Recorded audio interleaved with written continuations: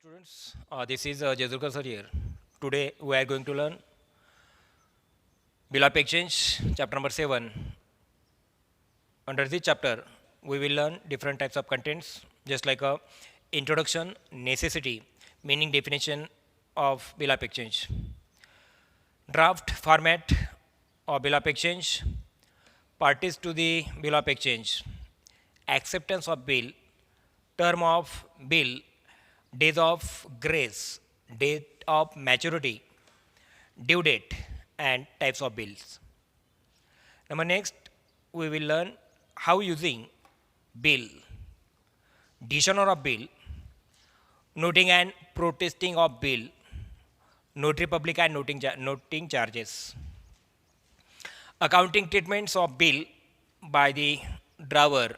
Drawer means holder of a bill. Holder of bill means seller of a bill, seller of a goods. Accounting treatments of bill by drawer, drawee, and in following cases. Number first is retain the bill till due date. Honor, dishonor, insolvency of drawee oblique acceptor. Drawee means acceptor. Acceptor means buyer. Number second is endorsement of the bill. What is the endorsement of bill of exchange? We learn in this accounting chapter. Honor and dishonor, insolvency of drawee and acceptor. Number next, discounting the bill with the bank. Discounting bill with bank means bill sale to the bank before the due date. Honor and dishonor, insolvency of drawee or acceptor. Number next is sending the bill to the bank for collection. Honor, dishonor, insolvency of drawee or acceptor. Renewal of bill. Renewal of bill, reasons for renewal of the bill with or without charging interest. Honorable or dishonored bill, honor or dishonor of a new bill, insolvency of the acceptor and settlement of his account, retirement of bill, journal entries and ledger in the books of drawer as well as drawee. Those different types of contents we will learn under this chapter. Under this chapter, those concepts regarding to bill of exchange, regarding to trade bill only. Retain the bill, endorsement of bill, discounting the bill, bill sent to bank for collection, renewal of bill, honor of bill, retirement of bill. These different types of contents we learn, and then we draw a draft of bill of exchange and pass journal entries as well as ledger posting. After studying this unit, students will be able to know the meaning of bill of exchange. हे chapter शिकल्यानंतर विद्यार्थ्यांना bill of एक्सचेंजचा meaning समजेल. Understand the different concepts used in bill of exchange. Bill of एक्सचेंजमधील ज्या different types of concepts की ज्याही विद्यार्थ्यांना समजतील. Prepare a draft of bill of exchange. Bill of एक्सचेंजचा जो ड्राफ्ट आहे तो कशा पद्धतीने प्रिपेअर करायचा हे देखील विद्यार्थ्यांना समजेल. And know the various types of bill of exchange. आणि बिल ऑफ एक्सचेंजचे जे अनेक प्रकार आहेत, साधारणतः foreign bill of exchange, trade bill, accommodation of bill of exchange किंवा इनलाईन बिल ऑफ एक्सचेंज, या सर्व प्रकारचे जे टाईप्स आहेत हे विद्यार्थ्यांना समजतील. Understand retaining, sending bill for collection, discounting bill, endorsing bill, honour, renewal and retiring of the bill, या सर्व ज्या काही टर्म्स आहेत या सर्व कन्सेप्ट या ठिकाणी विद्यार्थ्यांना समजतील. And number last is learn various accounting treatments of bill of exchange. Bill of exchange regarding जे अकाउंट आहे आपल्याला कंटेंट स्टडी करायचे आहेत की ज्यामध्ये इंट्रोडक्शन जे आहे ते आपण पुढील प्रमाणे अभ्यासूया. हा welcome students. We learn here bill of exchange chapter. Introduction regarding to bill of exchange. Mention the specific information about the bill term. The ability of a customer to obtain goods or services before payment based on trust. या प्रकारे introduction आपल्याला bill of एक्सचेंजमध्ये explain केलं आहे की introduction आपल्याला समजून घ्यायचं आहे बिल ऑफ एक्सचेंजच्या संदर्भामध्ये की जो या बिल ऑफ एक्सचेंज चॅप्टरचा बेस असेल. The ability of a customer to obtain goods or services before payment. कस्टमरची जी अपेक्षा आहे, कस्टमरची जी मानसिकता आहे, जी काय टेंडन्सी किंवा जी आजचं मेंटॅलिटी म्हणूयात फार तर the ability of a customer to obtain म्हणजे मिळवण्याची काय गुड्स ऑर सर्व्हिसेस वस्तू आणि सेवा मिळवण्याची काय असते एक मानसिकता असते. पण कशी असते बिफोर पेमेंट पे करण्यापूर्वी त्या ठिकाणी आपल्याला गुड्स अँड सर्व्हिसेस प्राप्त व्हाव्यात अशी अपेक्षा कोणाची असते कस्टमरची असते ग्राहकांची असते. The ability of a customer to obtain goods or services before payment based on trust. आणि ग्राहकांची ही जी अपेक्षा आहे ही सर्व काय आहे विश्वासावर ते आधारलेली असते. When goods or services are obtained and payment will be made in future it is known as a credit transaction. मग याप्रमाणे when goods or services are obtain की ज्या वेळेला वस्तू आणि सेवा प्राप्त होतात मिळतात and payment will be made in future आणि त्या वस्तू आणि सेवांचं पेमेंट हे भविष्यामध्ये केलं जातं it is known as a credit transaction. त्याला क्रेडिट ट्रान्झॅक्शन म्हणायचं आहे, उधारीचा व्यवहार म्हणायचं आहे. बरोबर आहे. Credit transaction plays a significant role in the world of business. पूर्णतः पूर्ण आपण जर बघितलं जगतामध्ये उधारीच्या व्यवहारांचा जो काय रोल आहे तो अतिशय महत्त्वाचा मानला गेलेला आहे. Credit motivates the customer to increase the amount of their spending. Credit काय करतं क्रेडिट कस्टमरला जर क्रेडिट मिळालं कस्टमरला जर उधारीने वस्तू वगैरे मिळाल्या वस्तू आणि सेवा मिळाल्या तर त्या ठिकाणी काय होतं क्रेडिट मोटिवेट्स क्रेडिट त्या ठिकाणी मोटिवेट करतं कुणाला कस्टमरला. Credit motivates the customer to increase the amount of their spending. कस्टमरला उधारीने जर वस्तू मिळाल्या तर तो कस्टमर काय करतो कस्टमरला मोटिवेशन त्या ठिकाणी मिळतं की आपण जास्तीचा खर्च करावा याकरिता. Credit motivates the customer to increase the amount of their spending. त्यांची जी स्पेंडिंग अमाऊंट आहे ती काय होते इन्क्रीज होते कशामुळे क्रेडिटमुळे. क्रेडिट म्हणजे उधारीमुळे. ठीक आहे. Moreover business enterprises offer credit to gain a competitive advantage in the market. आणि साधारणतः बिझनेस एंटरप्राइजेस ज्या आहेत त्या ठिकाणी ऑफर प्रोव्हाइड करतात कुणाला कस्टमरला कशा संदर्भामध्ये moreover business enterprises offer credit to gain a competitive advantage in the market. त्या ठिकाणी कस्टमरला त्या ठिकाणी क्रेडिट त्या ठिकाणी प्रोव्हाइड केलं जातं. क्रेडिट ऑफर्स त्या ठिकाणी प्रोव्हाइड केले जातात की ज्या माध्यमातून कॉम्पिटेटिव्ह जे ॲडव्हान्टेजेस आहेत मार्केटमधील ते अचीव करण्याचं काम या बिझनेस एंटरप्राइजेसकडनं केलं जातं. बिझनेस एंटरप्राइजेसकडनं देखील क्रेडिट मोटिवेटिव्ह या प्रकारचे ट्रान्झॅक्शन्स हे त्या ठिकाणी केले जातात to balance the potential for increase sales. की या माध्यमातून जो सेल काय होतो बिझनेस एंटरप्राइजेसचा इन्क्रीज होतो वाढतो विक्री देखील वाढते आहे with the risk of decrease cash flow. की त्या ठिकाणी रिस्क आहे की त्या ठिकाणी जो कॅश फ्लो आहे पैशांची जी आवक आहे ती देखील काय होते घटते मंदावते. And large outstanding debts the seller requires. आणि या माध्यमातून सेलरची आवश्यकता अपेक्षा काय असते अँड लार्ज आउटस्टँडिंग डेब्ट्स आणि मोठ्या प्रमाणावरती घेणं त्या ठिकाणी निर्माण होतं डेटर्सकडनं म्हणजे कस्टमरकडनं. And large outstanding debts the seller requires. आणि त्या ठिकाणी सेलरला आवश्यकता असते कशाची त्याने जर क्रेडिटने जर गुड सर्व्हिस प्रोव्हाइड केल्या तर त्याला मिळणारी जी रक्कम आहे ती त्याला लवकर मिळावी अपेक्षा त्याची ही असते. म्हणून या ठिकाणी काय मेन्शन केलं आहे की outstanding debts the seller requires सम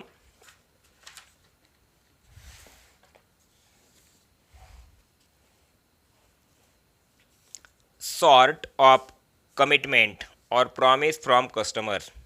कस्टमरकडनं काहीतरी प्रॉमिस मिळावं कस्टमरकडनं काहीतरी एक आश्वासन मिळावं कशा संदर्भामध्ये from customer that he would pay the amount of goods की त्याने रक्कम त्या वस्तूंची काय करावी पेड करावी due from him on particular date in future. त्याच्याकडनं जी रक्कम द्यायची आहे त्याने ती रक्कम मी भविष्यामध्ये किंवा भविष्यातील एखाद्या ठराविक दिवशी त्या रक्काने ही रक्कम देईल या प्रकारे त्याने काय करावं कमिटमेंट करावं प्रॉमिस करावं कोणाशी सेलरशी. टू अवॉइड एनी कन्फ्लिक्ट आणि कुठलाही त्या ठिकाणी जर संघर्ष असेल तो जर टाळायचा असेल to avoid any conflict or misunderstanding about payments. पेमेंटच्या संदर्भामध्ये सेलर अँड बायरमधील जे काय पेमेंट असतील त्या संदर्भामध्ये काही कन्फ्लिक्ट्स वगैरे किंवा काही मिसअंडरस्टँडिंग असतील तर त्या टाळण्याकरिता त्या ठिकाणी instrument of credit like bill of exchange and promised notes are issued. आणि भविष्यातील या उधारीच्या व्यवहारामधील जे काही कन्फ्लिक्ट्स आहेत, मिसअंडरस्टँडिंग आहेत किंवा भविष्यामध्ये घडून येणारे काही संघर्ष असतील, साधारणतः गैरसमज निर्माण होणार असतील तर ते टाळण्याकरिता या प्रकारे instrument of credit like bill of exchange and promised note are issued. मग त्यासाठी इन्स्ट्रुमेंट जे आहे एक त्या ठिकाणी संसाधन आहे उधारीच्या व्यवहारावरती पर्याय म्हणून या बिल ऑफ एक्सचेंजचा वापर त्या ठिकाणी केला जातो किंवा प्रॉमिसेड नोटला त्या ठिकाणी यूज केला जातो. Instrument of credit like bill of exchange and promised notes are issued. मग या क्रेडिट ट्रान्झॅक्शनच्या पूर्ततेकरिता किंवा क्रेडिट ट्रान्झॅक्शनला त्या ठिकाणी फुलफिल करण्याकरिता त्याची जी व्यवहाराची जी पारदर्शकता आहे ती टिकवून ठेवण्याकरिता या प्रकारे बिल ऑफ एक्सचेंज और प्रॉमिसरी नोट्स या प्रकारच्या ज्या इन्स्ट्रुमेंट्स आहेत त्या इश्यू करण्याचं काम त्या ठिकाणी केलं जातं. In India instrument of credit have been in use a long time. की भारतामध्ये या इन्स्ट्रुमेंट्स ऑफ क्रेडिट म्हणूया त्याला bill of exchange and promissory notes are the instrument of credit. हे इन्स्ट्रुमेंट ऑफ क्रेडिट म्हणून ओळखले जाणारे इन्स्ट्रुमेंट्स आहेत. In India, instruments of credit have been in use a long time and are popularly known as a hundis. आणि भारतामध्ये या प्रकारचं bill of exchange किंवा या प्रकारची इन्स्ट्रुमेंट्स ही अतिशय प्राचीन किंवा म्हणण्यापेक्षा अनेक दीर्घ कालावधीपासून वापरत आलेली आहे की ज्यालाच भारतामध्ये पॉप्युलरली नोन ॲज अ हुंडीज म्हणून देखील त्या ठिकाणी ओळखला जातं. तर या पद्धतीने introduction about bill of exchange आपल्याला या ठिकाणी समजलं आहे. बिल ऑफ एक्सचेंज उधारीच्या व्यवहारामध्ये यूज केलं जाणारं इन्स्ट्रुमेंट आहे, क्रेडिट इन्स्ट्रुमेंट आहे, हे आपण लक्षात घेतलं आहे. नेक्स्ट आपण या ठिकाणी अभ्यासतोय की necessity of bill of exchange. Bill of एक्सचेंजची आवश्यकता काय आहे की ज्यामध्ये आपण अभ्यासतोय की commercial practice has a flourished to treat a bill of exchange and promised notes. Commercial practice has flourished to treat a bill of exchange and promissory notes as a valuable instrument of credit. Bill of exchange and promissory notes are valuable instruments of credit to extent that when a written promise is made in proper form. यामध्ये return promise लेखी स्वरूपातील वचन या इन्स्ट्रुमेंट्समध्ये mention केलेलं असतं.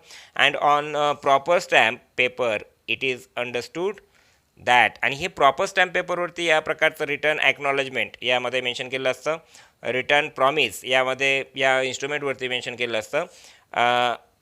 Proper stamp on proper stamp paper it is understood that the customer has discharge his डेप्ट and the seller has received payment.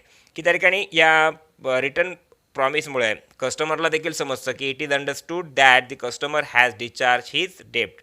कस्टमरलाही त्या ठिकाणी समजतं की आपल्यालाही पेमेंट पेड करायचे and seller has receive payment. आणि त्या माध्यमातून सेलरला काय होतं, पेमेंट रिसीव्ह होतं सेल केलेल्या गुड्स सर्व्हिसेसचं. Also these return promise are accepted by bank. आणि या प्रकारचं जे रिटर्न प्रॉमिस आहे, रिटर्न ॲक्नॉलेजमेंट आहे, हे ॲक्सेप्टेबल आहे, ॲक्सेप्टेड बाय बँक. बँकेकडनं हे ॲक्सेप्ट केलं जातं. And money is advanced against it. आणि बँकेकडनं देखील या बिल अगेन्स्ट या इन्स्ट्रुमेंट अगेन्स्ट काय केलं जातं, ॲडव्हान्स या ठिकाणी इश्यू केला जातो. कुणाला, सेलरला और ड्रायव्हरला. ठीक आहे. Moreover the instrument being negotiable instrument. की साधारणतः या इन्स्ट्रुमेंटला या बिल ऑफ एक्सचेंज किंवा प्रॉमिसरी नोटला इन्स्ट्रुमेंट म्हणून लक्षात घेता. Being negotiable instrument, negotiable instrument म्हणून ओळखला जातं. निगोशिएबल म्हणजे काय, थोडक्यामध्ये चलनक्षम दस्तऐवज म्हणून या बिल ऑफ एक्सचेंज किंवा प्रॉमिसरी नोटला रेकग्नाइज केलं जातं. Can be transport from one person to another. एका व्यक्तीकडनं दुसऱ्या व्यक्तीकडे सहजरित्या ट्रान्सफर होऊ शकणारं इन्स्ट्रुमेंट ऑन क्रेडिट किंवा व्हॅल्युएबल इन्स्ट्रुमेंट ऑन क्रेडिट या प्रकारचं इन्स्ट्रुमेंट की ज्याला म्हणायचं bill of exchange or promissory note. याप्रमाणे necessity of bill of exchange आपण स्टडी केली आहे. नंबर नेक्स्ट आपण अभ्यासतो आहोत की meaning of bill of exchange. Meaning of bill of एक्सचेंजमध्ये जर आपण लक्षात घेतलं की negotiable instrument act 1881 states that negotiable instrument means negotiable instrument act 1881 states that negotiable instrument means promissory note. Negotiable instrument म्हणजेच काय, एक प्रकारची प्रॉमिसरी नोट. प्रॉमिसरी नोटला देखील निगोशिएबल इन्स्ट्रुमेंट अंडर मेन्शन करायचे. Bill of exchange, bill of exchange देखील negotiable instrument आहे. चलनक्षम दस्तऐवज या सर्वांना ओळखलं जातं. और चेक, चेक देखील आपल्याला माहिती आहे. चेक म्हणजे काय, धनादेश.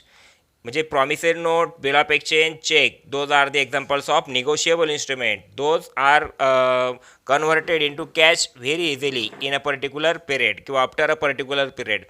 ठराविक कालावधीनंतर चेक असेल, बिल ऑफ एक्सचेंज असेल किंवा प्रॉमिसरी नोट असेल, यांचं कन्व्हर्टेशन कशामध्ये होतं?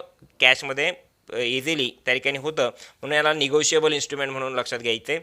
काय मेन्शन केलं यामध्ये?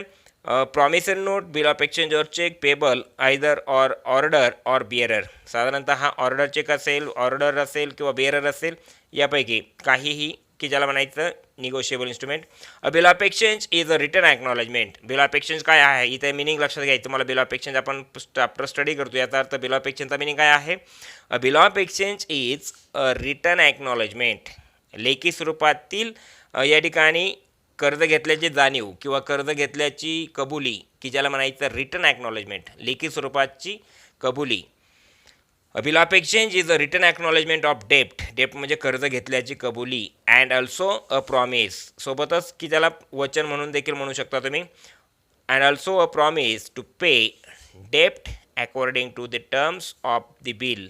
आता बिल ऑफ एक्सचेंजचा मिनिंग तुम्ही या ठिकाणी लक्षात घेताय की a bill of exchange is a return acknowledgement of डेप्ट. रिटर्न ऑक्नॉलेजमेंट ऑफ डेट म्हणजे काय? की बिल ऑफ एक्सचेंज एक प्रकारचं कर्ज घेतल्याची कबुली आहे. अँड ऑल्सो अ प्रॉमिस, आणि वचन म्हणून देखील याला तुम्ही लक्षात घेऊ शकता. And also promise to pay the डेप्ट according to the terms of bill. आणि बिलमधील ज्या टर्म्स कंडिशन्स आहेत त्याप्रमाणे बिलाचं पेमेंट त्या ठिकाणी करण्याचं प्रॉमिस देखील या कस्टमरकडनं त्या ठिकाणी दिलं जातं, म्हणून त्याला म्हणायचं bill of exchange. Bill of एक्सचेंजचा मिनिंग समजला आहे. A bill of exchange is a return acknowledgement of dept and also promise to pay the dept according to the terms of the bill. बिलामधील टर्म्सप्रमाणे customer देखील बिलाची रक्कम त्या ठिकाणी पे करत आहेत, हे आपण यातनं लक्षात घ्यायचं आहे. A bill of exchange is a generally draw by the creditor on his डेटर. साधारणतः बिल ऑफ एक्सचेंज ड्रॉ केलं जातं, कोणाकडनं काढलं जातं bill? Draw by the creditor. Creditor म्हणजेच कोण? सेलर. सेलर म्हणजे विक्रेता, बरोबर नाही? याप्रमाणे सेलर मीन्स ड्रावर. जो बिल ड्रॉ करतो त्याला म्हणायचं drawer. Drawer means creditor. Generally bill of exchange draw by creditor on his डेटर. क्रेडिटर मीन्स सेलर, ठीक आहे. सेलर कोणावरती बिल ड्रॉ करतात? बायर. बायर मीन्स कस्टमर, याप्रमाणे. Generally a bill of exchange draw by the creditor on his डेटर. Creditor डेटरवरती bill draw करतात किंवा seller बायरवरती बिल ड्रॉ करतात. A bill of exchange is generally draw by creditor on his debtor and should be accepted by debtor. आणि या प्रकारचं bill कोणी accept केलं असलं पाहिजे?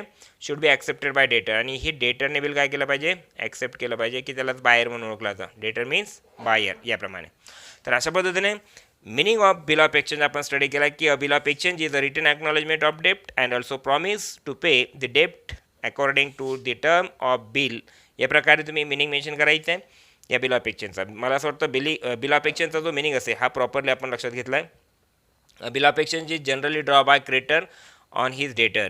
क्रेडिटरकडनं या प्रकारच्या डेटर्सवरती या प्रकारचं बिल काय केलं जातं? ड्रॉ केलं जातं. And should be accepted by the डेटर. आणि या प्रकारचं बिल डेटर्सकडनं काय केलं जातं? ॲक्सेप्ट केलं जातं.